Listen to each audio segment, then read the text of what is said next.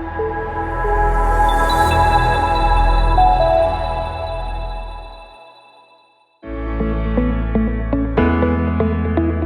anak-anak, hari ini kita akan membahas apa itu topologi jaringan internet. Mari kita simak video berikut ini. Topologi jaringan internet adalah metode atau cara yang digunakan agar bisa menghubungkan satu komputer dengan komputer lainnya.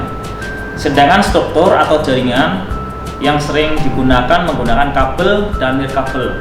Nah, nirkabel ini sering kita kenal yaitu WiFi. Sedangkan untuk mengetahui bagaimana masing-masing komputer atau host dalam jaringan komputer dapat saling berkomunikasi satu dengan yang lain, di sini ada beberapa topologi yang sering kita kenal.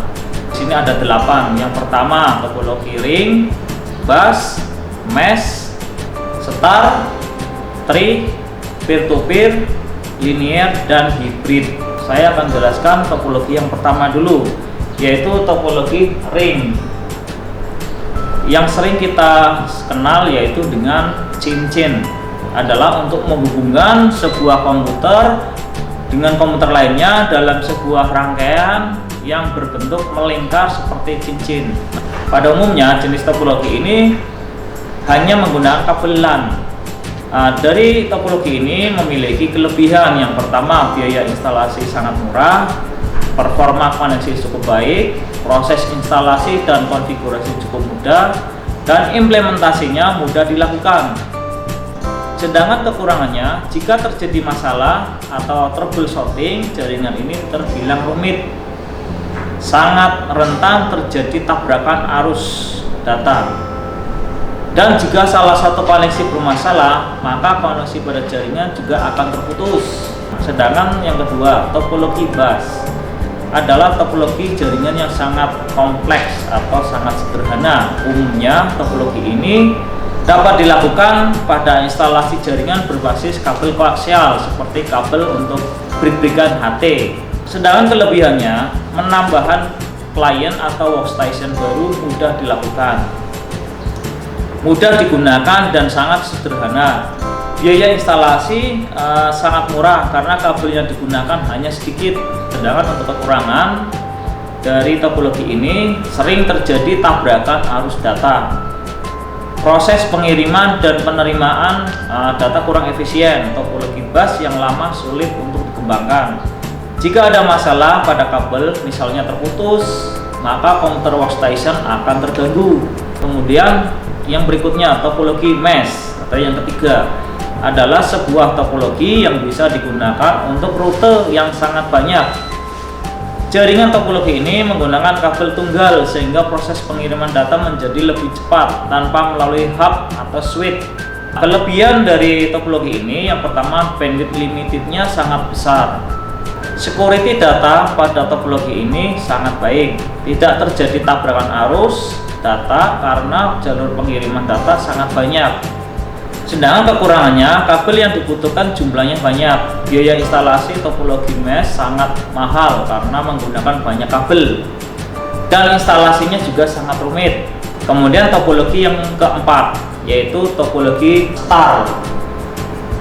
Di star ini sering kita sebut yaitu topologi bintang karena bentuknya untuk sirkuitnya itu seperti bintang. Adalah topologi jaringan berbentuk bintang, di mana umumnya menggunakan hub atau switch untuk koneksi antar klien atau antar komputer. Topologi komputer ini sering digunakan karena memiliki banyak kelebihan, dan di sini sering digunakan untuk di lab komputer atau ujian UNBK, ANBK ini menggunakan topologi star. Dari kelebihan topologi ini, yang pertama, jaringan tetap berjalan baik meskipun salah satu komputer klien bermasalah karena menggunakan kabel satu persatu ke switch. Tingkat keamanannya data pada topologi ini cukup baik. User lebih mudah mendeteksi masalah pada jaringan dan lebih fleksibel. Tetapi di sini ada kekurangannya. Yang pertama, topologi ini terhitung sangat mahal karena menggunakan cukup banyak kabel, karena setiap komputer kabelnya itu satu persatu dan disetting satu persatu. Seluruh komponen dalam jaringan ini akan bermasalah jika hub atau switch mengalami masalah. Jadi induk dari topologi star ini dari switch atau hubnya itu sendiri yang sebagai servernya. Kemudian sangat tergantung pada terminal pusat. Kemudian topologi yang selanjutnya yaitu yang kelima, topologi tree atau sering kita kenal yaitu topologi pohon, karena sirkuitnya seperti pohon ya. Dari hasil penggabungan dari topologi bus dan topologi star. Umumnya topologi tree digunakan untuk interkoneksi antara hierarki dengan pusat yang berbeda-beda. Nah, kelebihan dari topologi ini yang pertama dapat dan mudah dikembangkan menjadi topologi jaringan sangat luas. Susunan topologi ini tersusun secara hierarki sehingga pengaturan data akan jauh lebih mudah. Nah, kemudian kekurangannya memiliki kinerja jaringan yang sangat lambat, penggunaan kabel yang sangat banyak sehingga biaya instalasinya sangat mahal. Kabel backbone-nya merupakan sentral dari topologi ini.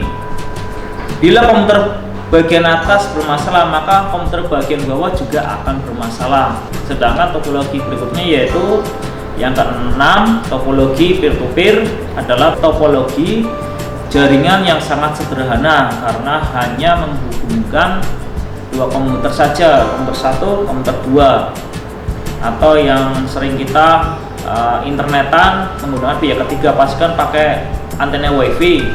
Nah, itu namanya peer-to-peer, jadi langsung.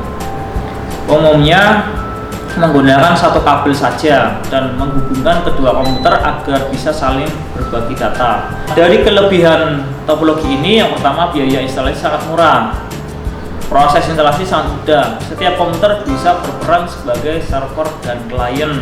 Kekurangannya sangat sulit dikembangkan, security dalam topologi ini sering bermasalah, proses troubleshooting termasuk tergolong yang sangat rumit. Kemudian topologi yang ke-7 yaitu topologi linear. Topologi bus berurut. Umumnya topologi ini hanya menggunakan satu kabel utama sebagai konektor masing-masing titik sambungan pada setiap komputer. Kelebihan dari topologi linear ini yaitu yang pertama mudah dikembangkan, penggunaan kabel sangat sedikit. Tata letak topologi linear ini sangat sederhana dan mudah. Topologi ini tidak membutuhkan kendali sentral.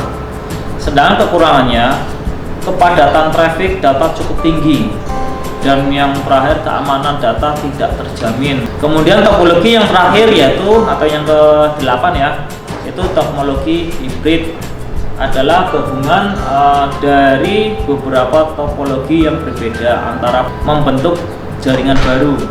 Jadi topologi yang satu dengan topologi yang kedua kita gabung, itu kan otomatis sudah berbeda, namanya di situ hybrid. Dengan kata lain, jika ada dua atau lebih topologi yang berbeda berhubungan satu dengan jaringan yang lain, maka topologi ini disebut akan membentuk topologi hybrid. Di samping itu memiliki kelebihan yang pertama, bersifat fleksibel. Penambahan koneksi lain pada topologi ini menjadi sangat mudah. Kekurangan dari proses topologi ini yang pertama, proses instalasi dan pengaturannya juga cukup rumit. Manajemen topologi hybrid sangat sulit dilakukan. Biaya untuk membuat topologi ini juga cukup mahal. Sekian materi dari saya, nantikan video selanjutnya.